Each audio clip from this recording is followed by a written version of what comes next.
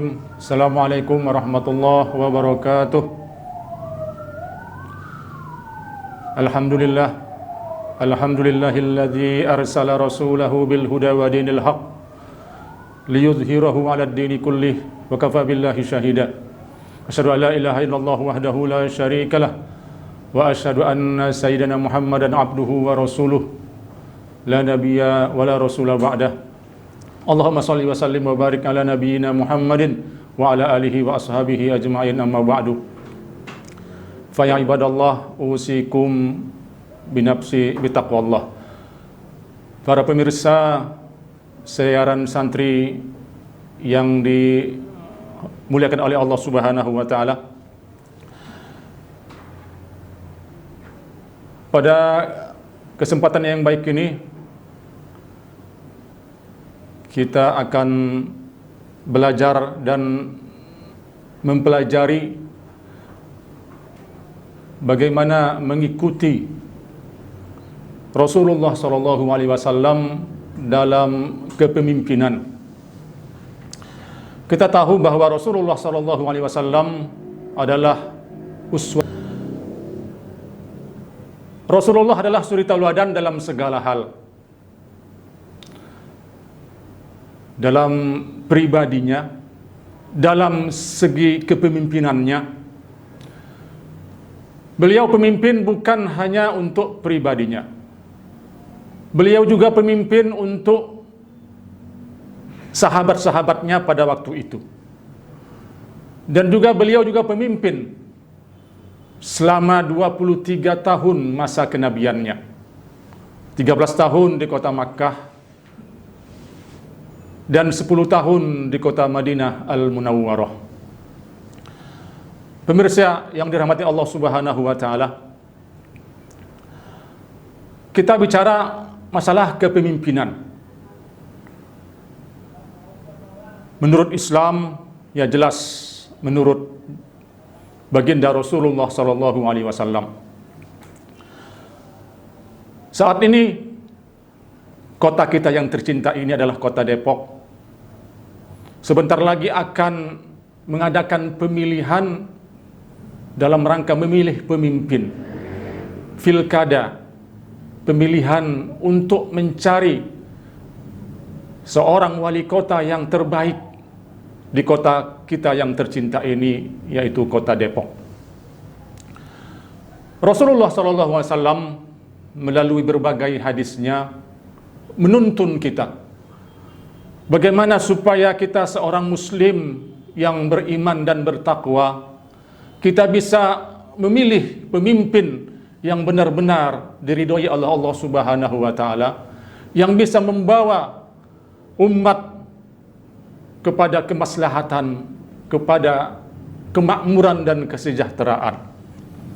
Pemirsa yang dirahmati Allah Subhanahu wa taala,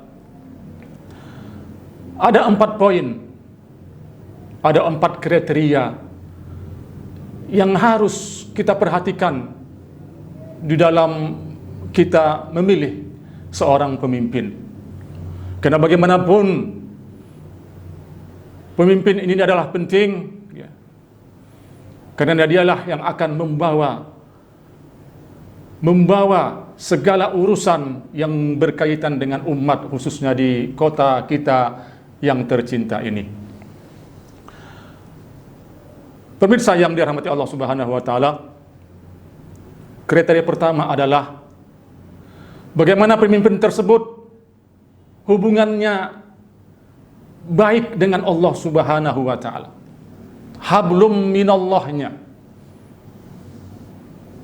Baginda Rasulullah SAW bersabda dalam sebuah hadis, beliau mengajarkan doa kepada para sahabat.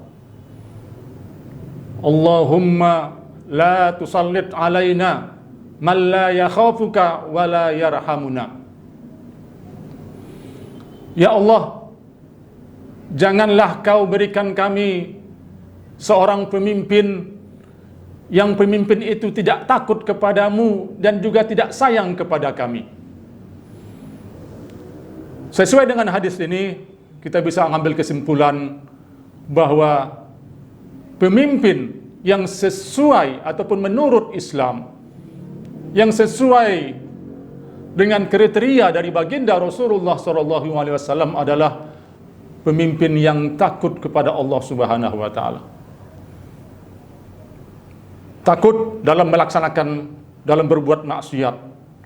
Karena seseorang kalau sudah takut kepada Allah Subhanahu wa taala, otomatis dia akan berkelakuan baik. Dia akan menjadi orang yang amanah, dia akan menjadi orang yang adil, dan dia akan menjadi orang yang siddiq, orang yang benar, yang tidak akan berbohong di dalam kepemimpinannya. Dan otomatis seorang pemimpin yang dekat kepada Allah, yang takut kepada Allah, yang bertakwa kepada Allah, dia tidak akan melakukan korupsi dan juga dia tidak akan menyengsarakan rakyatnya. Ini pertama. Inilah kriteria yang paling utama yang harus kita perhatikan di dalam kita memilih seorang pemimpin, siapapun orangnya. Baik itu dari nomor 1 ataupun nomor 2, yang penting kita lihat bagaimana hubungannya dengan Allah Subhanahu wa taala. La tusallit alaina bi dzunubina man la yakhafuka wa la yarhamna. Janganlah ya Allah Kau berikan kepada kami pemimpin yang pemimpin itu tidak takut kepadamu. Yang kedua, bagaimana hablum minan nasnya, hubungan baiknya dengan manusia. Wala yarhamna, sambungan dari hadis tadi. Janganlah ya Allah Kau berikan kepada kami pemimpin ataupun wali kota yang tidak menyayangi masyarakatnya, yang tidak sayang akan warganya. Dalam surah At-Taubah, Allah Subhanahu wa taala juga berfirman, Laqad ja'akum rasulun min anfusikum azizun 'alaihi ma 'anittum harisun 'alaikum bil mu'minina raufur rahim.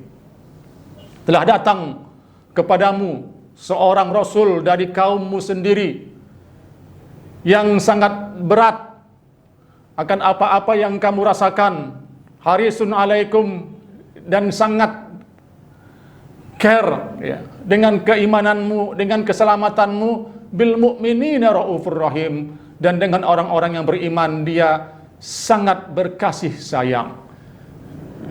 Poin yang kedua ini, kriteria yang kedua ini adalah bagaimana pemimpin tersebut hubungannya dengan manusia.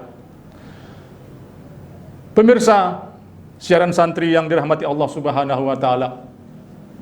Poin yang ketiga, kriteria yang ketiga adalah pilihlah pemimpin yang kita lihat siapa, apa golongannya, siapa teman dekatnya, apa partainya. Karena Rasulullah SAW juga mengajarkan kita dalam sebuah hadis, Al-mar'u ala dini khalilih, falyanzur ahadukum mayu khalil. Hadis riwayat oleh Imam Abu Daud. Seseorang ala dini khalilih, dia akan mengikuti agama para teman-temannya. Dan lihatlah oleh kamu siapa teman-teman dekatnya. Apa maksud dari hadis ini? Maksudnya adalah seseorang terkadang terpengaruh dengan teman-temannya, terpengaruh dengan orang-orang di sekitarnya. Kalau dia sering berteman dengan orang-orang soleh, insya Allah dia akan menjadi orang yang soleh. Apabila dia sering berteman dengan orang-orang ahli maksiat, dia bisa terjerumus dalam kemaksiatan. Dengan hubungannya dalam memilih pemimpin, kita harus lihat siapa, golongan apa yang mendukungnya, partai apa yang mendukungnya. Karena bisa jadi orang yang baik karena partai yang mendukungnya, ataupun golongan yang mendukungnya partai ataupun golongan yang tidak baik, dia bisa terikut-ikutan menjadi orang yang tidak baik. Dan kita lihat sistem perpolitikan di Indonesia ini, terkadang partailah yang mempunyai pengaruh yang besar di dalam menetapkan sesuatu di dalam menetapkan perpolitikan di Indonesia ini. Makanya kita dalam memilih, khususnya bagi warga Depok, saudara-saudara sekalian, marilah kita lihat dengan sabda baginda Rasulullah SAW tadi, kita lihat partai yang mendukungnya. Carilah partai yang benar-benar disekelilingi oleh orang-orang yang baik, orang-orang yang jujur, bukan partai yang dikelilingi oleh orang-orang yang ahli maksiat. Partai manapun dia, kita tidak mau menuduh ataupun menyebut salah satu partai, tetapi dari golongan manapun dia, dari partai manapun dia, kalau partainya baik, kita pilihlah pemimpin yang dicalonkan oleh partai tersebut. Kriteria yang keempat yang Rasulullah SAW mengajarkan kepada kita, yaitu janganlah pilih pemimpin yang gemar untuk memberikan apa? Memberikan riswah, memberikan sogokan. Ini juga sesuai dengan hadis dari baginda Rasulullah SAW. La'ana Rasulullah SAW ar-rashi wal murtashi. Rasulullah SAW melaknat orang-orang yang memberi sogokan dan yang menerima sogokan. Dalam redaksi yang lain, Rasulullah SAW juga bersabda, ar-rashi wal murtashi finnar. Orang yang menyogok dan orang yang disogok itu sama-sama nanti akan masuk ke dalam nerakanya Allah. Na'udzubillah summa na'udzubillah. Dalam pemilihan pilkada atau pemilihan kepala daerah, kita sering melihat, memperhatikan bagaimana mereka berlomba-lomba untuk mendapatkan suara, untuk supaya dipilih dengan cara menyogok seseorang, dengan cara menyogok suatu lembaga, dengan cara memberikan iming-iming kepada misalnya masjid ataupun lembaga lain supaya mereka dipilih. Bagaimanapun hukumnya, riswah itu tidak dibenarkan dalam Islam, hukumnya haram. Jangan kita gadaikan keimanan kita dengan hanya 50 ribu. Jangan kita gadaikan akidah kita hanya dengan 100 ribu. Jangan kita gadaikan kesucian masjid kita dengan menerima sogokan para pemimpin yang akan kita pilih. Kalau seorang pemimpin yang berani menyogok kita, kita wajib menolak dan kita tidak akan memilih pemimpin tersebut. Karena bagaimanapun ada dua poin di dalam masalah ini yang sangat berbahaya. Yang pertama, sesuai dengan hadis dari baginda Rasulullah SAW tadi, Rasulullah SAW melaknat orang-orang yang penerima ataupun penyogok, ya, sogokan, dan juga ancamannya apa? Neraka. Yang kedua apa? Yang kedua, orang yang menerima sogokan berarti dia akan menyetujui pemimpin tersebut kalau sudah nanti menjadi pemimpin akan melakukan korupsi. Maknanya di sini apa?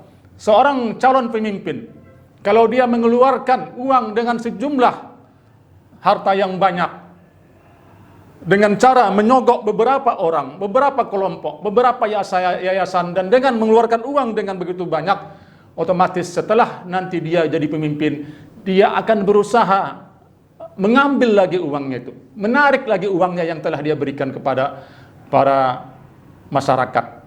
Disitulah akan terjadi yang namanya apa? Korupsi, manipulasi, nepotisme dan sebagainya.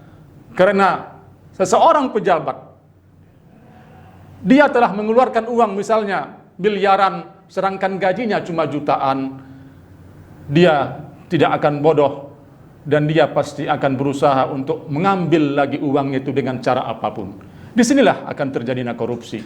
Kalau kita ikut menerima yang namanya riswah tersebut, sogokan tersebut, berarti kita membenarkan apa yang akan dilakukannya berupa korupsi dan manipulasi tersebut setelah dia menjabat sebagai pemimpin. Ini sangat bahaya dan sangat kita sarankan kepada para masyarakat, jauhkanlah riswah, jauhkanlah sogokan. Jangan akidah kita, iman kita bisa dibeli hanya dengan 50 ribu, 100 ribu, karena mudaratnya lebih besar, di samping ancaman neraka, dan juga kita membenarkan dia nanti akan melakukan korupsi setelah dia menjabat.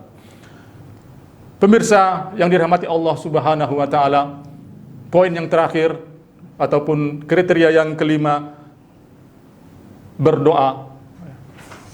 Marilah kita berdoa kepada Allah Subhanahu wa taala. Setelah ikhtiar usaha yang telah kita lakukan tadi, dengan cara apa? Yang pertama, kita pilih orang yang bagaimana baik hubungannya dengan Allah, ibadahnya, dia tidak gemar melakukan maksiat dan dia takut kepada Allah Subhanahu wa taala. Kita pilih juga seorang pemimpin yang dekat dengan rakyatnya, yang mengasihani rakyatnya. Dan juga poin yang ketiga tadi, kita pilih pemimpin, kita lihat partai yang mendukungnya, golongan yang mendukungnya. Kalau partai yang mendukungnya partai yang baik, kita pilih orang tersebut. Karena bagaimanapun seorang pemimpin akan terpengaruh dengan sahabat-sahabatnya, dengan golongan-golongannya, sesuai dengan hadis dari baginda Rasulullah SAW tadi yang kita bacakan. Kriteria yang keempat adalah janganlah pilih pemimpin yang gemar melakukan sogokan, yang gemar melakukan riswah, karena sangat bahaya, mudaratnya sangat besar kalau kita memilih pemimpin yang gemar untuk melakukan sogokan sebelum mereka menjadi pemimpin. Itu ikhtiar yang telah kita lakukan. Sisanya apa? Kita serahkan kepada Allah Subhanahu wa taala. Karena bagaimanapun Allah yang mempunyai kerajaan. Allah lah raja di raja, Malikul Mulki. Tu'til mulka man tasya wa tanzi'ul mulka mimman tasya. Allah lah yang berhak menerima ataupun memberi kekuasaan kepada seseorang, dan Allah jugalah yang mempunyai kekuatan untuk mencabut kekuasaan itu dari seseorang. Kita hanya bisa berdoa. Ya, kita hanya bisa berdoa. Semoga Allah memberikan kita pemimpin yang apa? Pemimpin yang amanah, pemimpin yang bisa berbuat adil, pemimpin yang sesuai dengan kriteria dari hadis dari baginda Rasulullah SAW tadi yang kita bacakan hadis-hadisnya. Karena Rasulullah adalah suri tauladan, bukan hanya sebagai kepala keluarga, beliau juga merupakan suri tauladan dalam seorang kepemimpinan. Mudah-mudahan dengan kajian yang singkat ini bisa memberikan kita gambaran bagaimana memilih pemimpin sesuai dengan ajaran Islam dan tuntunan dari baginda Rasulullah SAW. Aqul qauli hadza, mudah-mudahan juga kita diberikan hidayah oleh Allah Subhanahu wa taala, diberikan taufik dan hidayahnya supaya kita bisa memilih pemimpin yang benar-benar bisa membawa kemaslahatan di kota Depok yang tercinta ini, dan pemimpin yang diridhai oleh Allah Subhanahu wa taala. Aqulu qauli hadza wal afu minkum.